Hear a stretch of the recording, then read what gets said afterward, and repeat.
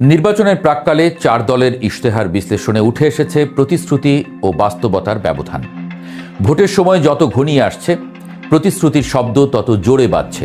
আজ 10 ফেব্রুয়ারি, মানে মাঝে আর একদিন, আগামীকাল। তারপরে 12 তারিখের থেকে সকাল থেকে নির্বাচনে ভোট হবে। বিকেল পর্যন্ত চলবে, অন্যান্য বারের চেয়ে একটু বেশি সময় ধরে চলবে, কারণ দুটো ভোট। এবং তারপর কাল রাতেই ফলাফল ঘোষণা করার কথা, কিন্তু সম্ভবত তারা করতে পারবে না, আরও একদিন বাড়তি সময় লাগবে বলে মনে করা হচ্ছে। কারণ এর মধ্যে আপনারা জানেন যে প্রধান উপদেষ্টা প্রেস সেক্রেটারি বলেছেন যে নির্বাচনের ফলাফল ঘোষণা করতে পারে একটু সময় লাগতে পারে। এই যে সময় লাগতে পারে বলে উনি বলেছেন, যেটা নাকি নির্বাচন কমিশনের বলার কথা ছিল, কিন্তু দায়িত্ব নিয়ে উনি নিজেই বলে দিয়েছেন। উনি এরকম প্রায় করেন, আগেও করেছেন বহুবার, যেগুলো নিয়ে বিতর্ক হয়েছে, বাট উনি ড্যাম কেয়ার, উনিগুলো পাত্তা দেন না, ওনার যা ইচ্ছা উনি বলে দেন। তো উনি বলেছেন, যেহেতু সেটা নিয়ে মানুষের মধ্যে আমার ধারণা একটা আতঙ্ক তৈরি হয়েছে যে নির্বাচনের সঠিক ফলটা কি আমরা পাবো, তা না হলে আগে ভাগেই সরকারের লোক কেন বলছে যে নির্বাচনের ফল প্রকাশে বাড়তি সময় লাগতে পারে, এই সন্দেহ তো থাকছে। তারপরেও যেটা বেসিক পয়েন্ট, সেটা হলো যে এই নির্বাচনের ফল প্রকাশের পর কোনো ধরনের দাঙ্গা হাঙ্গামা, কোনো ধরনের মারামারি, সন্ত্রাস, অথবা যেটাকে বলা হয় রক্তগঙ্গা কি বয়ে যাবে, এই প্রশ্নগুলি কিন্তু থাকছে। এই প্রশ্নগুলি নিয়ে আমি আজকের আলোচনা শেষ দিকে একটু আলোচনা করব। তার আগে আমি যে বিষয়টা নিয়ে আজকে কথা বলতে চাই, সেটা হলো যে গতকালকে নির্বাচনী প্রচারণা একদম শেষ মুহূর্তে, কারণ আজকে সকাল 7টা থেকেই নির্বাচনী প্রচারণা কিন্তু বন্ধ। কাজেই গতকালকে রাতেই প্রধান দুটো দল, যেটা জামায়াতে ইসলামী এবং বিএনপি, এই দুই দলের দুই শীর্ষ নেতা, জামায়াতে ইসলামের ডাক্তার শফিকুর রহমান এবং বিএনপির জনাব তারেক রহমান, ওনারা জাতির উদ্দেশ্যে টেলিভিশনে ভাষণ দিয়েছেন। বিটিভিতে সেটা প্রচারিত হয়েছে। সেই ভাষণ দুটো নিয়ে আমি একটু কথা বলতে চাই। আপনারা এই ভাষণ দুটো আপনারা নিশ্চয়ই দেখেছেন, তো আমার কাছে কেমন লেগেছে কার ভাষণ, সেটা নিয়ে একটু আমি কথা বলতে চাই। আমি যদি প্রথমে তারেক রহমানের কথাটা বলি, তারেক রহমান ভাষণ দিয়েছেন পুরো 37 মিনিট 13 সেকেন্ড, আমি যেটা পেয়েছি। বিশাল ভাষণ, এক পর্যায়ে না ক্লান্তি এসে গিয়েছিল আমার। এত লম্বা ভাষণ আমি কেন শুনবো?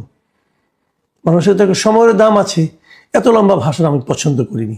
বিপরীত দিকে শফিকুর রহমান ভাষণ দিয়েছেন, যেটা এটা তুলনামূলকভাবে ওই ভাষণের প্রায় অর্ধেক, উনি দিয়েছেন 19 মিনিট 15 সেকেন্ড।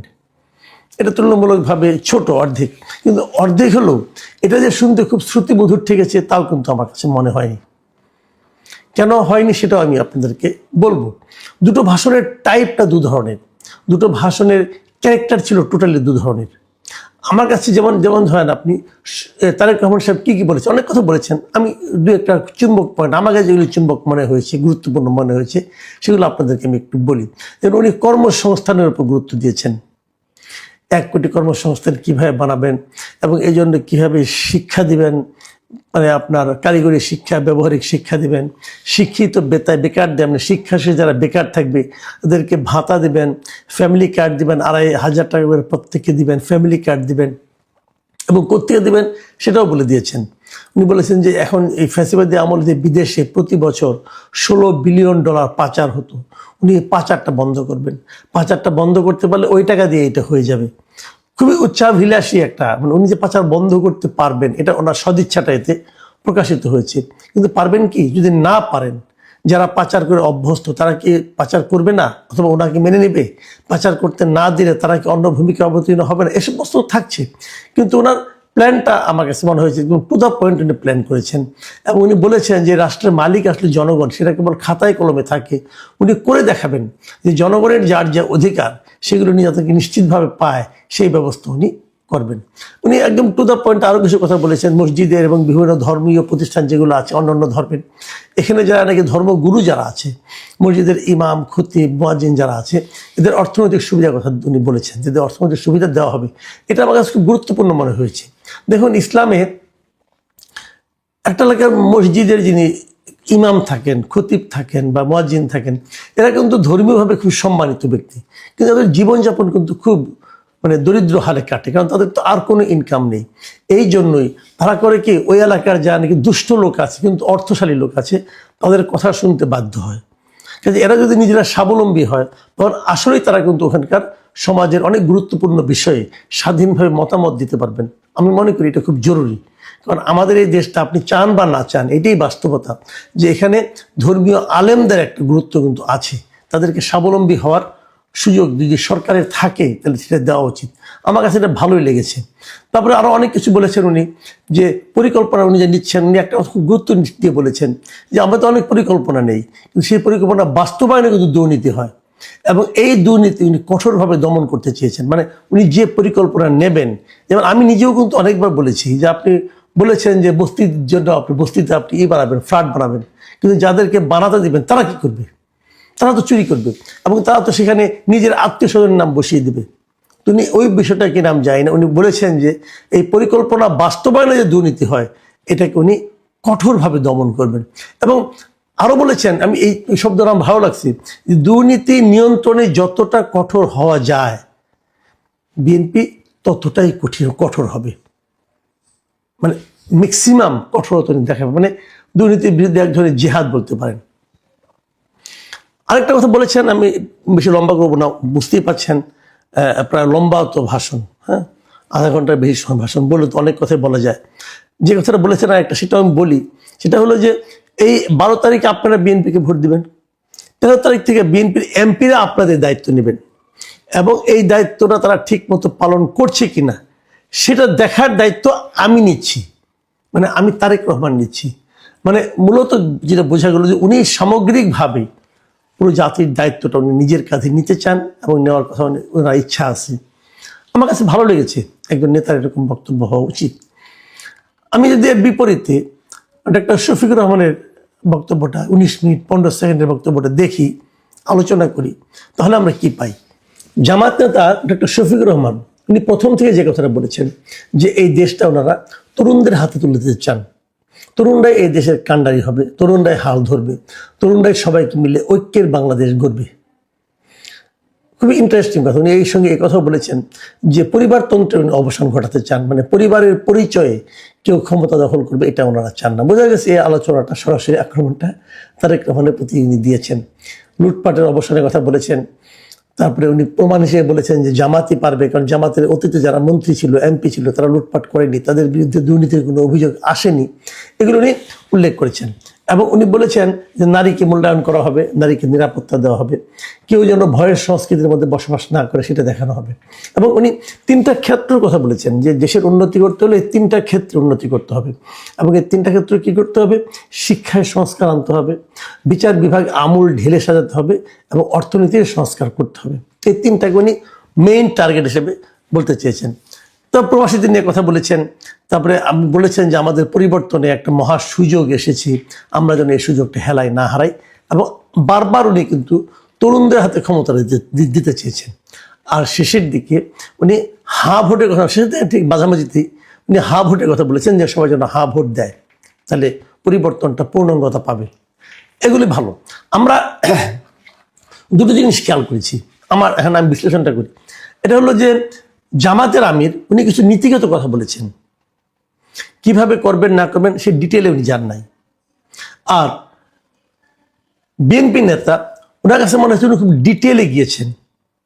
মানে আমার কাছে মনে হয়েছে তারেক রহমান সাহেব দীর্ঘদিন ধরে এগুলি নিয়ে চিন্তা করেছেন, আমার ধারণা হয়েছে, এবং সেই চিন্তাগুলি কিভাবে কোনটা বাস্তবায়ন করবেন না করবেন আমার মনে হয় ওনার কাছে একটা ডিটেল প্ল্যান সম্ভবত আছে, এবং সেগুলি উনি শেয়ার করেছেন। হয়তো এই কারণে ওনারটা একটু ডিটেলে বলতে যেই হয়তো একটু বড় হয়েছে। আমার আরেকটা জিনিস মনে হয়েছে, আমি গত কয়েকদিন ধরে একটা জিনিস লক্ষ্য করছিলাম সোশ্যাল মিডিয়াতে, মিস্টার পিনাকি ভট্টাচার্য যিনি ফ্রান্স থেকে বলেন, লোকটা জাতে হিন্দু ব্রাহ্মণ, কিন্তু উনি কিন্তু অনবরত আমার কাছে মনে হয়েছে গত কয়েকদিন ধরে উনি জামাতের পিআরও হিসেবে কাজ করছেন। জামাতকে কীভাবে ক্ষমতায় নেওয়া যায় এই সংক্রান্ত নানা ধরনের প্ল্যান উনি দিচ্ছেন, তারেক রহমানের নানা ধরনের ভুল উনি ধরছেন, বিএনপি কেন কোনো কাজের না এটা উনি বারবার করে বলছেন। এবং আমি খুব বিস্ময়ের সঙ্গে লক্ষ্য করছি যে সোশ্যাল মিডিয়ায় জামাত এত স্ট্রং হওয়া সত্ত্বেও ওনার কিন্তু ভিউ প্রতিদিন আগের চেয়ে অল্প অল্প করে কমছে।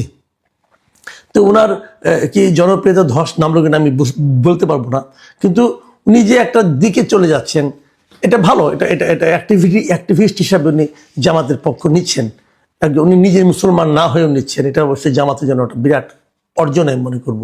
কিন্তু উনি একটা কথা বারবার বলছেন যে একজন রাষ্ট্রনায়কের দায়িত্ব হলো ডিটেলে যাওয়া নয়, বরং নীতিগত দিকগুলি বলা। এবং ওনার এই প্রতিফলনটা আমি শফিকুর রহমানের বক্তব্যের মধ্যে পেলাম যে উনি নীতিগত দিকগুলো বলেছেন, কিন্তু উনি কোনো প্ল্যানের কথা বলেন নাই। প্ল্যান না, মানে একটা নৈতিকতার ব্যাপারটা, আপনার একটা আপনার এই কীভাবে পলিসিটার কথা বলেছেন, প্ল্যান নয় পলিসি। তো এইভাবে উনিও কিন্তু এটাই বলেন যে নেতার দায়িত্ব হবে পলিসি দেওয়া, প্ল্যান দেওয়া না। আর প্ল্যান দেবে হলো এক্সিকিউটিভ যিনি থাকবেন তারা।